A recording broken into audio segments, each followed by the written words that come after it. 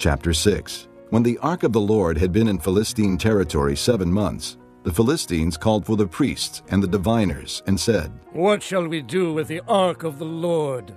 Tell us how we should send it back to its place." They answered, "If you return the ark of the God of Israel, do not send it away empty, but by all means send a guilt offering to him.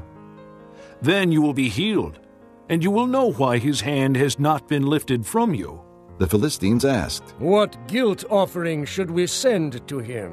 They replied, 5 gold tumors and 5 gold rats, according to the number of the Philistine rulers, because the same plague has struck both you and your rulers.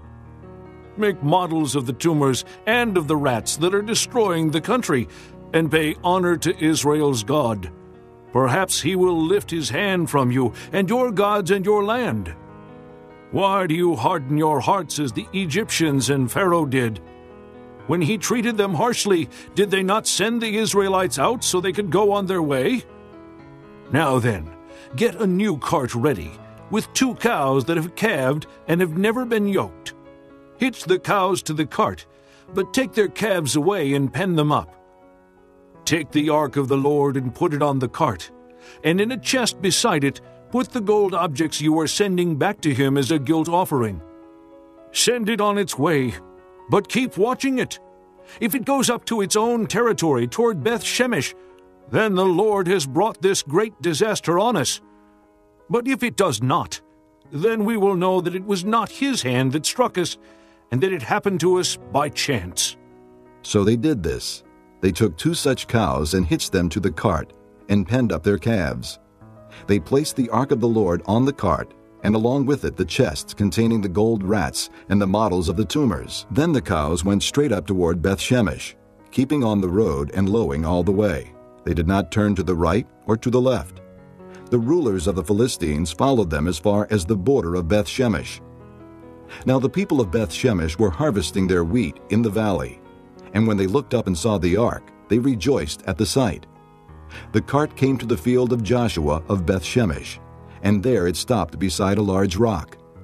The people chopped up the wood of the cart and sacrificed the cows as a burnt offering to the Lord. The Levites took down the ark of the Lord, together with the chest containing the gold objects, and placed them on the large rock. On that day the people of Beth Shemesh offered burnt offerings and made sacrifices to the Lord.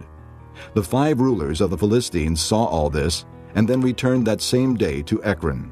These are the gold tumors the Philistines sent as a guilt offering to the Lord, 1 each for Ashdod, Gaza, Ashkelon, Gath, and Ekron.